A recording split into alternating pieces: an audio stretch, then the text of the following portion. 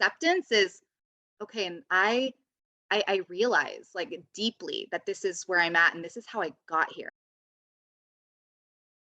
Katie, I'm so excited to have you join the conversation. Welcome to When the Cleats Come Off. Thank you for having me. I'm pumped. Oh, me too. Ever since I met you officially in December of last year, which feels like 2020, but it was 2021, I heard you speak for the first time at Morgan Stewart's Groundwork, and I knew that the sport psychology world, it's a part of the game that like isn't talked about enough. And you study sports psychology, you have a master's in psychology. There's so much knowledge that you have, and I even took tons of notes from talk. I love And it. I'm just so excited for the audience to get to know you and your work and your story and all the things that you know about sports psych that can really help athletes become high performers. And that's what we want. Yes. Awesome. And I think like what I love too about the work is beyond that, right? Because then at some point when the cleats come off for the last time forever, we still have relationship challenges. We have challenges at work with our boss and our family. And so I think like what we learn from sports psychology is so relevant in all aspects. So I'm pumped for the Yeah. conversation. 100%, 100%. And I'm excited for exactly that too. Like a lot of parents and coaches are listening and they're in their own professions. And Right. they essentially, obviously, I think everybody has this mindset of, I want to get better. I have this growth mindset. And being able to relate the stuff that we talk about here to your own life is going to be amazing. So before we dive into the 5 million questions that I have planned for you, can you share just your story and how you got into this field? Yeah. I was the kid that put that they wanted to be a sports psychologist as their career in 5th grade. No And way. yes, and I read every book on like mindfulness. I got really into like, yeah, how to calm my nervous system because I was a really anxious kid. I would just read everything I could get my hands on. I remember the first book that really blew my mind. It was called Thinking Body, Dancing Mind. And they gave all these practices that could be incorporated into sport. So I remember I'd read a chapter a day and then I'd go practice with my dad or go practice with my travel ball team and like try and like use whatever tool I had learned from the book. I just was so into this. And I ended up going to play at the University of Georgia. And I was in, I had been part of the psychology as a major there. And that was my goal. And I ended up having a pretty brutal injury there. And I had to get a metal rod put in my shin and the whole thing. And um, that led to me not being as fast or as strong. I was a shortstop and like a leadoff batter, and then I did not have the range or the speed after this injury. And to make a long story short, the rod that was put into my shin was a centimeter too long. Oh my So gosh. most people would leave that in their whole life, but it was rubbing up against like my kneecap. And so my knee would get so big, Ashley. Anyways, I ended up having to get it removed. I ended up transferring to Berkeley, which is where I finished my softball career. I played third base because the range was never the same, but I played at Berkeley my sophomore, junior, senior year. And I did. I gave up on being a psychology major in undergrad because I wouldn't have been able to graduate on time. And to be a psych major at UC Berkeley, it was almost impossible to also be an athlete because of when the Mhm. classes were. I would like literally miss practice. So it was anyways just kind of weird this weird unfolding. And I ended up, after I graduated, I took my very first job offered to me as part of Target's executive development program in human resources. And what I quickly realized was, oh my God, all the things that I was into in regards to psychology and sports, like it's the same in the corporate world. Like people are under so much pressure. They just want to feel calm. They want to kill it on the presentation. They're driving sales, just like we want to win on the field. Like I was like coming up with all these connections. Anyways, did that for a few years. And then I ended up going back and got my master's in psychology and kind of found my way back on this path. And it's actually now in my work, I do a lot of consulting work with organizations, kind of merging my background in human resources and clinical psych because I still love doing that. But then I get to work with like badass athletes and professionals. I started my private practice in 2019 and here we are. COVID was a crazy year, like after my first year in practice and then COVID, but I think that really started a conversation about mental health and really started a conversation, especially for mental health with athletes, because athletes had to take a very forced time out, which when I was in high school or when I was playing travel ball, that would not have been good for my mental health because softball was my outlet. Hmm. But I think it's a blessing in disguise because we're having a lot more conversations like you and I are going to have today.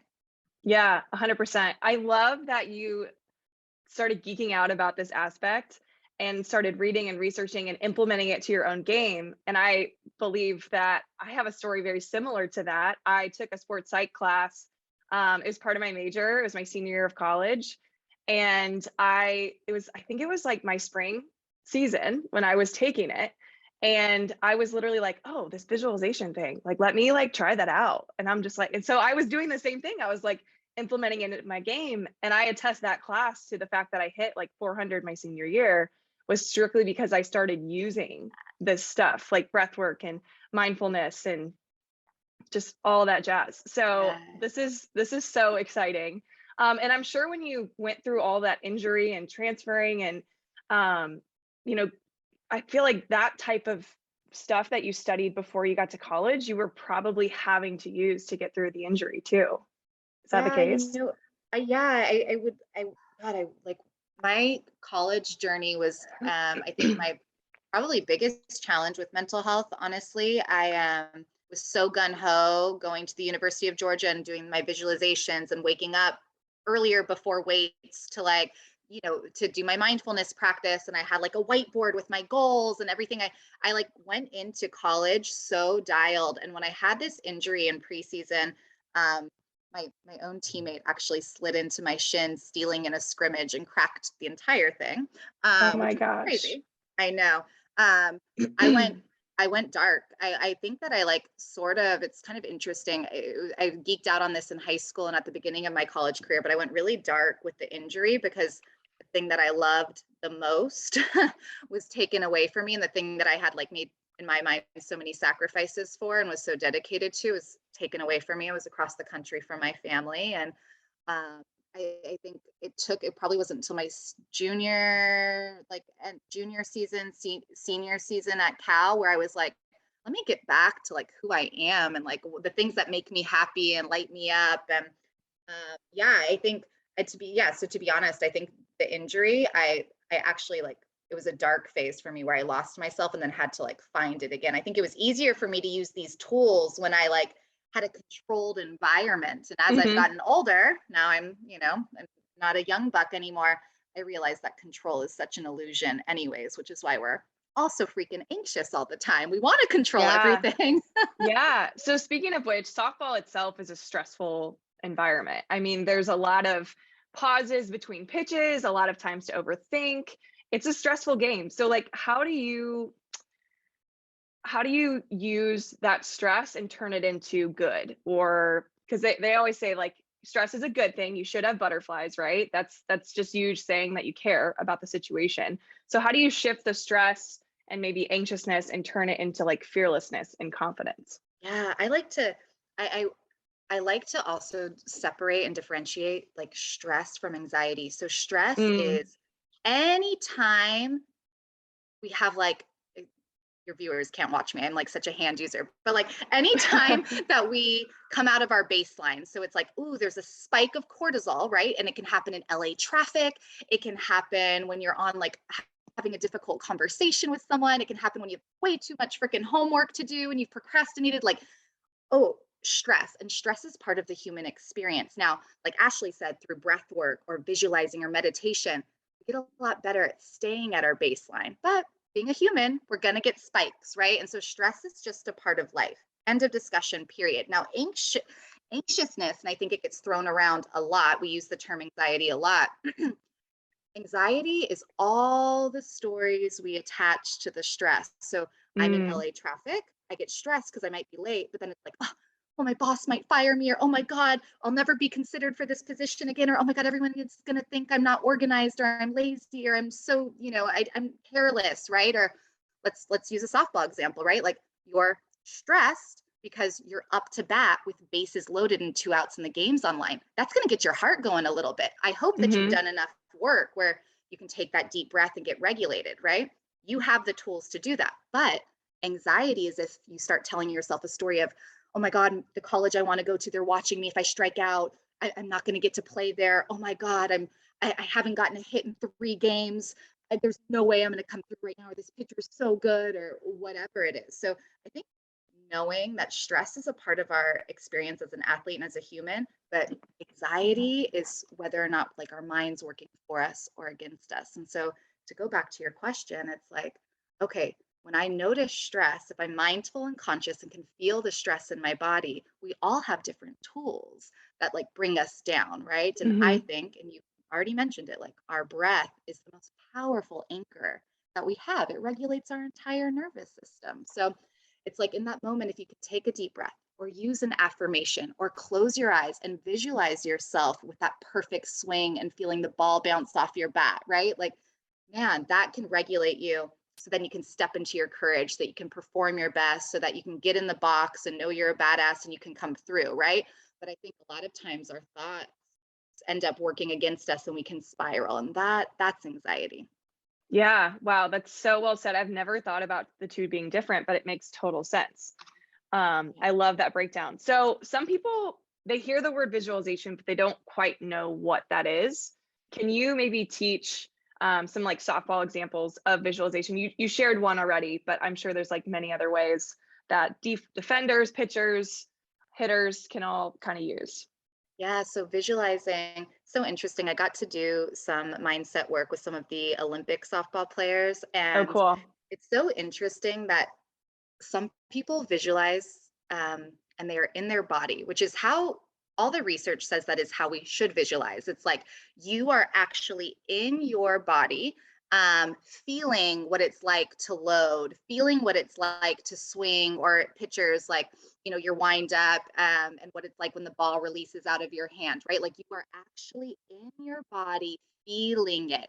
It's interesting that working with a couple of the Olympians, they actually visualized viewing themselves. Like it's almost like they were a spectator, Mm, and watching themselves do it. And so I think it's an interesting thing, regardless of what the research supports, it's an interesting thing to kind of notice how you visualize and what feels better for you, because I'm always a proponent of like what's going to work for you. Because God, we're not all the same. But I think when you're visualizing, you want to be in a relaxed state before you enter visualizing, because if you're already keyed up and anxious, you're teaching your brain that when it's game day or when you're playing to be keyed up and anxious. So I would definitely suggest taking a couple deep breaths and making sure you're in like a spot that feels good and you're just in a good, you've regulated your nervous system and you're feeling at peace. And then what, like from, I like the more specific we can get, the better. So literally like hear your cleats crunch on the dirt going up to the box, have some noise in the background, like mom's cheering for you, your coach is giving you a sign, like really break it down. And it's a rehearsal, right? It's you seeing yourself perform the way you want to perform on game day. And if you can attach a feeling to it, like how the bat really feels in your hands, and like even feel like what it's like to take that deep breath and what it feels like when the ball goes off your bat, or like I said, the pitcher, when the ball releases your hand, or if you're visualizing on defense, being light on your feet and then taking a great angle and making a backhand, right? Just like it's just this fun highlight reel that you can play over and over and over again. And the more you do that, the more likely you are going to show up that way on game day. I love that. I when I was practicing this my senior season, Yeah. I remember playing at UCLA and I had like one of the best performances I've ever had against UCLA. We ended up losing, but that day like it stuck in my brain forever and I love sharing the story simply because that game and like how I felt, the bat felt like a feather in my hand. Mm. I really understood being grounded and getting my front heel into the ground as a hitter. I'm mostly thinking about it from a hitter's perspective, but I literally was zoned in on the pitcher's hip. Like these are all different feelings that I had, and because that performance went so well for me, I actually took that and I used that exact moment as my visualization practice for like the rest of the season. especially like for when I was struggling or trying to, like, I didn't really feel connected in my swing. I literally would just like take my breath, like you said, and kind of just like put myself back in that place. Like sometimes I'd close my eyes if I had to, but like that for me worked so well. And I didn't, again, like I wish I would have known that before my senior season, like the power of all of that. Oh, I But love that. that's Ashley, when so cool. you visualize, are you someone who visualizes themselves in their body or are you spectator perspective? You know, it's really funny. I think I'm more in my body, but I have had moments where I thought of myself as like someone in the stands watching. I Yeah. think I've had both. But in that UCLA moment, I always remember myself in my body, in like the present moment, and right there, which is, I can still like go back there and think about it right now. Oh, I Um, love that. yeah, but it's so powerful, and I'm telling, like, it works so well. So I just wanted to share that as like a proof that this stuff is like, Yeah. it's important. And I think too, you know, like when should you practice it? I mean, obviously you shouldn't just do it on game day. I feel like this is a practice that should be worked on outside of games. Like when do you recommend putting in that work to get like Yeah. mental reps in? I think a daily practice is ideal. And this is what I also believe around breath work, right? It's like we hear so much like on game day, like "Oh, pressure situation, take a deep breath. But if that's the first damn deep breath I've taken in 2 weeks, what? Right? So it's like Yeah, imagine every morning if you wake up and before you put your clothes on or whatever, it's just like closing your eyes and taking like 10 deep belly breaths. Like, wow, on game day, when you take that deep breath, you've already trained your body that that regulates the nervous system like we're in business, right? And so I hmm, think just like you guys, none of you would just go to hitting lessons the day before the tournament, like none of you, it's the same thing. It's like we've really kind of got to conceptualize the mental game the same way we do the physical game. And I'm not saying by any means if your travel ball team practices for 6 hours on a Saturday you need to also visualize for 6 hours. Like we don't need, it doesn't need to be on this equal level, but it does need to be balanced in the sense of you have some daily practice, because otherwise we can't really look at ourselves in the mirror and saying we're giving our mental game a chance if we're only implementing some of this stuff when we're performing.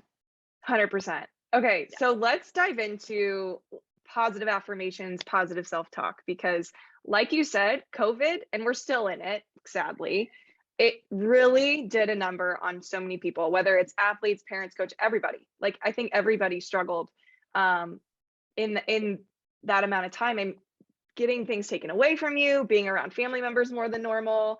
I mean, even my dog stresses me out more than he used to. But I feel like specifically a lot of that led to me negatively self-talking to myself. And obviously that doesn't have to do with softball, but I feel like from my perspective as an adult now, I feel like it's all the same. Like whether you're a kid, an athlete, a parent, or a coach, you go through times where negative self-talk is present. So how do you encourage people to work on that? What does it look like? How do you use it? I'm just so curious. Yeah, I think Ashley, going back to your UCLA example, I think you show you're showing us even today, you're like, I can still take my brain there. Imagine if you did that with like a game that was really crappy that you had. Like that's Mm, our brain can also, like if we're having reels of how we sucked, are we're gonna have more bad games ahead, right? So I yeah. think self-talk in the same sense, it's like if I am always telling myself no one likes me, coach is never going to play me, I'm never going to figure out how to hit the outside pitch, my rise ball sucks, oh my god, my first step so bad on defense, like you guys, it's probably going to stay that way, right? And so Hmm. we have to, I think my first thing when it comes to self-talk and affirmations is we can't fake the funk. I think that we need to talk to ourselves positively, absolutely. And I think affirmations are powerful for sure, but we confidence only comes when we are prepared or we know we're putting the work in. So first of all, like you need to know that if you are practicing the way that you should, then you also need to talk to yourself kindly. And I think this starts with mindfulness. I work with so many people that they'll say that, at the end of the day they're cranky or in a bad mood or snapping at their family or they don't know why.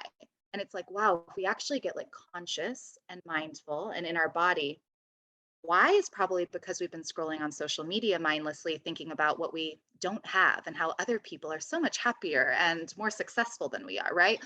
If we slow down, we might realize that when we looked in the mirror, we were like, oh my God, that zit, that wrinkle, that roll on my stomach, my flabby arms, oh, my gray hair, right? Like, oh, I'm not as pretty as this person. Like, we are judging ourselves and putting ourselves down and criticizing ourselves all the time. If that was a roommate, we would think they were neurotic, right? But that our Yeah. brain, like, we are our roommate. And so whenever it comes to self-talk, Ashley, I'm like, you can't change your self-talk if you don't have a mindfulness practice, because you're not going to be conscious. Like, you're literally not going to know what's happening if you don't take time to slow down and witness what's happening and really observe the thoughts. And then once I observe them, I can always choose a different one, right? Because Hmm. thoughts aren't facts. They're going to come in all the time. Some are crazy, some are cool, some are weird, some are mean, right? Like, thoughts are going to come, but we get to choose which ones, which ones we find that serve us. And I laugh at some of my thoughts. I'm like, ooh, that wasn't mean, or ooh, that came from 12-year-old Katie that was insecure and wanted dad to be proud of her. That was, you Mm. kind of get curious about where they're coming from, right?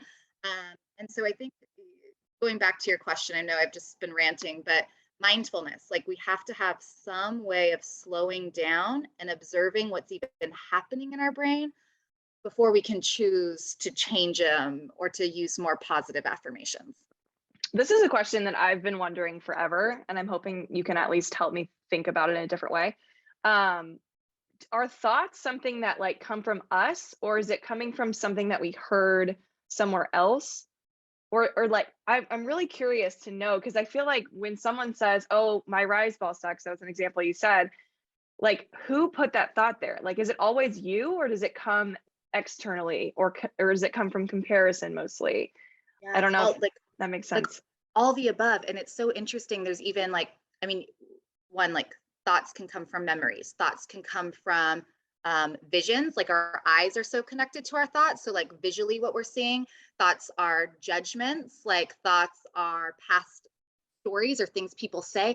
Thoughts are things, I mean, I don't know how woo woo everyone is, but like, there's generational traumas and things that have happened or that we feel culturally. I think about artists I work with that are like so afraid they're not going to make it. I'm like, where does that fear come from? Well, our society for centuries and centuries are like, there's this idea of the struggling, hungry, starving artist. It's like, well, that Yeah. doesn't have to be your truth, right? So I think, again, mindfulness of just like noticing and getting curious about, where is that coming from? Does that serve me? And then, like, what do I want to choose? Because, yeah, actually, like, thoughts come from a number of different places, number of different Yeah. places. One practice I like to do with my hitters in the cages, um, like for example, if they roll over. So like Yep. I have a righty, she rolls over to the third baseman. One practice that I like to implement is, okay, so you rolled over, obviously not something that you like, hitting a dribbler to Right. the third baseman. Right. I always like to tell them to think opposite. Like, okay, what's the opposite of rolling over to third? Okay, Yeah. driving it to right center. Like that's the opposite. Make that your gun ho plan. Is that something, is that kind of around the ideas that you're saying? Yes, I love that. Okay. I love doing the opposite. And I think I might have said this in my talk when we were with Defense Club, but yeah, like, if you are constantly stressed out and feeling pressure about your performance, go fail at something. Get comfortable with failure. I think about the Yeah. CEO of Spanx. It's Blake something. I always forget her Sarah name, but Blakely. yes, Sarah Blakely. Sarah Yes. Blakely. I love Every this night at story.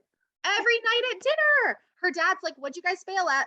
And if they didn't, he's like, "Why aren't we growing? Like, what are we doing here? You didn't fail at something today?" Like, it's like, literally put yourself out there. Like, try to spell a new word, like, try a different exercise, like, anything, swing left-handed and whiff at a couple balls. Like, I don't care. Like, but get out of your comfort zone. And I think, actually, to your point, that's like flipping something on its head. It's like, we're so rigid and so tight. We want to be so good. And it's like, what if you just fail? Like, what would that feel like? And Mhm. I think the more comfortable we get with it, then it's not going to scare us so damn much. That's so funny. So on your website, I actually saw that you love the quote, failure should be celebrated. Um, how can that look? You know, you just mentioned Sarah Blakely, which by the way, is one of my favorite stories to tell too. I love that her So dad good. did that. What are other So ways good. that parents or coaches can encourage failure? Yeah. Oh, I love that. I think one, like going around the table and doing that, cool practice. And then like, and or even like who had the biggest failure of the week, and then like celebrating that in some way. I think Yeah, too, like car rides home. I don't know. I had some brutal ones growing up. Like same. you can use, and I think even about some of my clients, it's like, damn, car ride homes with parents sometimes are so brutal. Let's change the narrative with that, you know? But I think when a kid struggled in a game, or like man, like they really had some bad at bats, or dude, they made some poor plays or some mental stuff, right? We don't ignore it, but it's like, how as a parent or a coach can you really challenge the kid, the athlete, to start to think, what did you learn from that?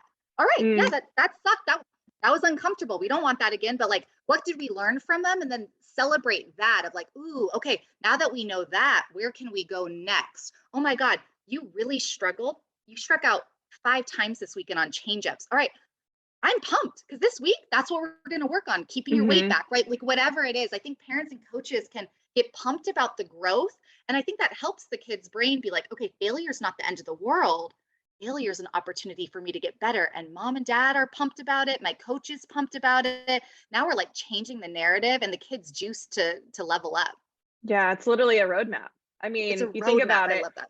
If you have a hitting lesson and man, oh man, was the low and inside pitch, I always think about hitting, that was really exposing you. Well, great news all week. Guess what you can work on?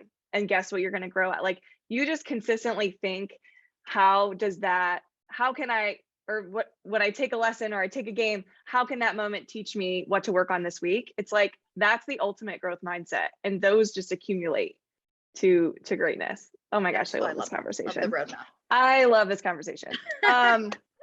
Okay, so when we were at Morgan's Groundwork, you mentioned the 3 A's when feeling stuck.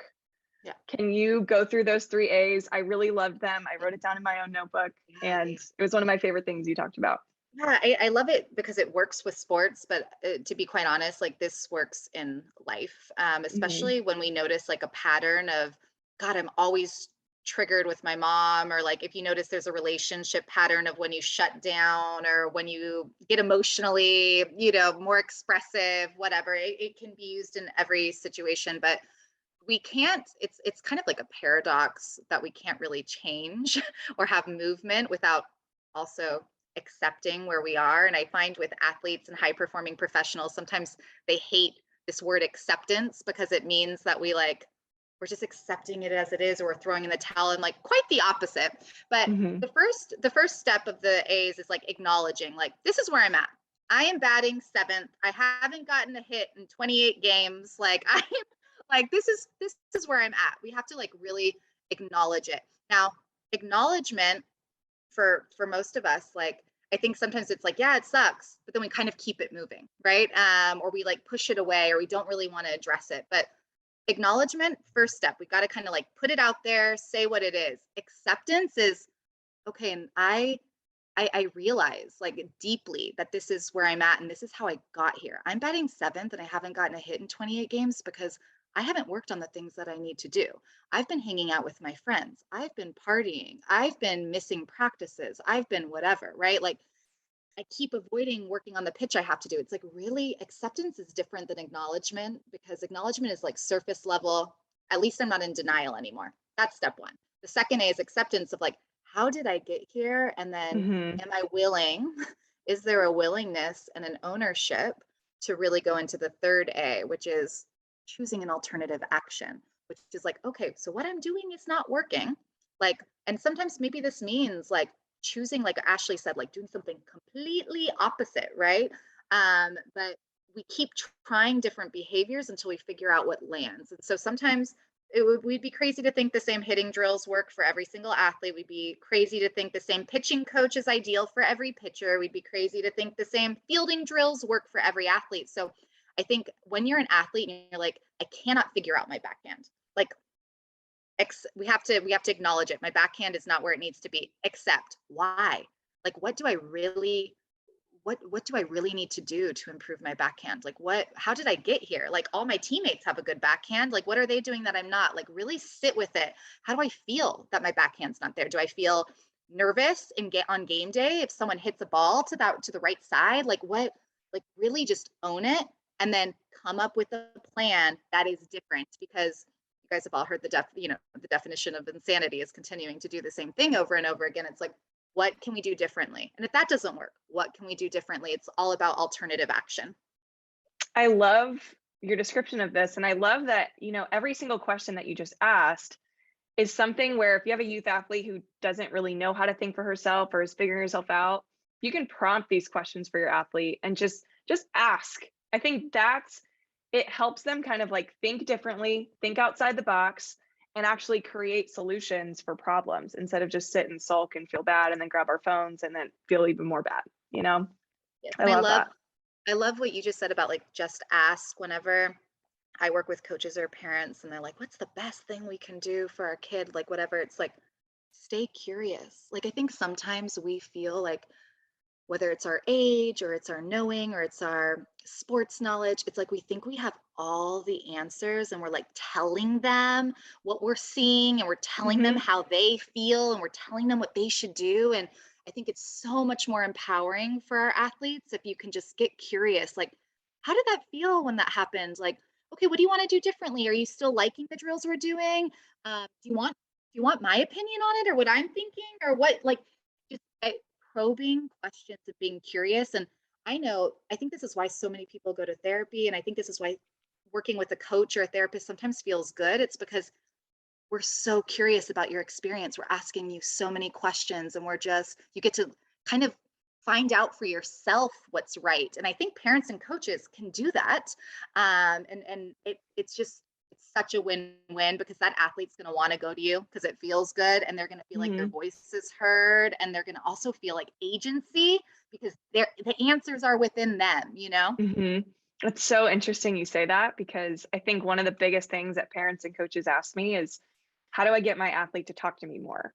And I think exactly what you just said is create an environment for her to think, create an environment that she likes being in and allows her to feel accepted. I think, and I'm not saying people don't do that, but I think just giving her the space to have her own thoughts and you encouraging those thoughts, it's like, yeah, maybe she'll actually tell you what she learned at school that day because she actually wants to tell you. Right. I think it's Yeah, get interesting. curious. Less judgment, more curiosity.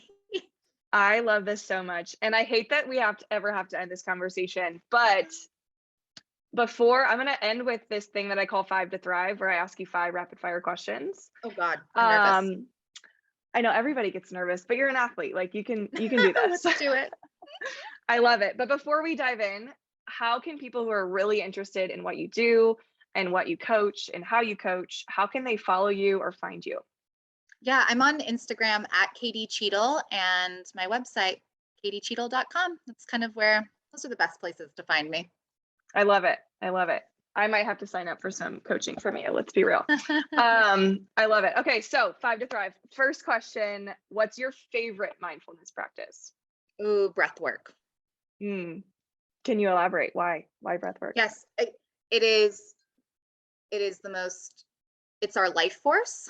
So it is something that I have access to 24/7. I would say a walk or meditating, but that's not always possible. I can always, no matter what situation I am in, connect to my breath. And so my breath work practice, where I really like try and alter my breathing, that allows me in any moment to just kind of like, even on this 5 to Thrive, of like taking a deep breath and getting regulated. It's the most powerful practice for me. Did I give you enough time to take a breath? I did. Are we good? I still did it. Yeah. I love it. Full I belly love it. breath. So this is actually going to be up on YouTube so people can actually witness that you took a breath before we did. I love it. Okay, next question. How would you define confidence? I think confidence, I'm going to steal this from Rachel Hollis, but I think confidence comes from following through on the commitments you make to yourself. I think when I tell myself I'm going to wake up at 5 a.m. and go to the gym and I do it, I feel like I'm a badass. I think when I say that I'm going to achieve a goal and I put the work in and I do it, like I just build on confidence. And so I think it's our job, I think as parents and coaches, to help our athletes like make little commitments and follow through on them, because that you just start to feel so damn good about yourself when you do that. And we cannot be confident without preparation and like having those like following through on those commitments. So I think that would be my first definition. I think there could be defined in so many ways, but I love So that. good. So Yeah, good. I think I remember you telling me you're into podcasts. I am. Okay, great. Do you have favorites? What are some of your favorite podcasts that you listen to? I'm really into Michael Gervais. I think it's like Compete to Create right now. Do you listen to him? No, not yet, but I'm about to. Oh, yeah, he like works with some of the best athletes in the world, and he is like the guru of integrating mindfulness with high performance. So like I love the Mm, flavor of everything that he does. Um, I don't know. I like Tim Ferriss. I like Rachel mm, Hollis. I love mhm. Soul Sunday. Give me some Oprah. Like I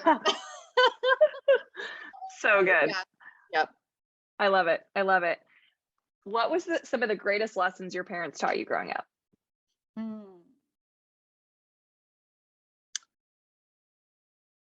God, I haven't thought about like young Katie in a while. Mhm. Yeah,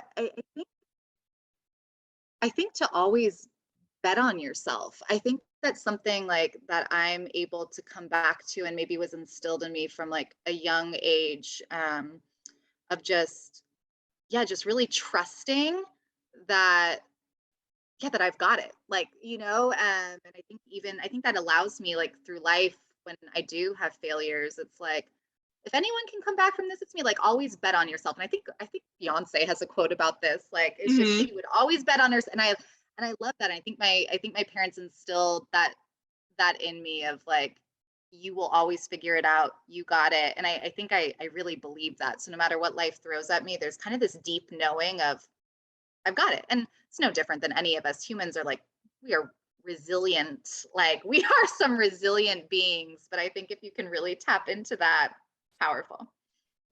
So good. Before I ask the final question, Mhm. this has been so much fun. Like, I obviously didn't get to every question that I wanted to ask you, but you're a badass human teaching Oh, athletes and just people in general just how to be badass themselves. And I truly believe anyone that listened to this episode is going to really take away a ton. So, really, really thank you grateful for that having you could me. be here. I know this So has been fun. so much fun.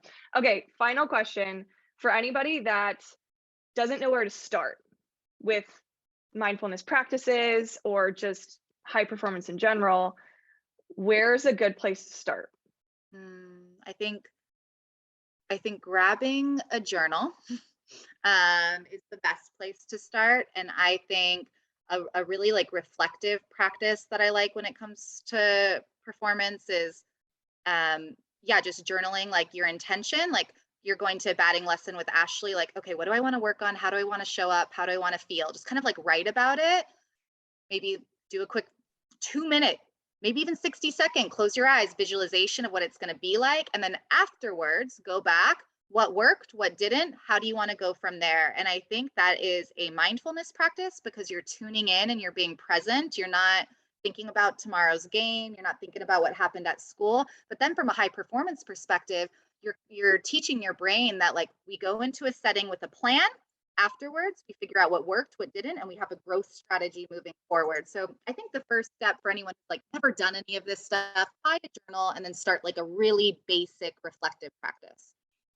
Beautiful. I know some people are going to definitely hop on that as soon as this is over, Oh, but good. this is so good. I so much enjoyed this, and I desperately need you back on at some point in time. Yes. I know you're Thank you very for having me. busy, but this was so much fun. Thanks so much, Katie. Yeah, thank you, Ashley. Bye, guys.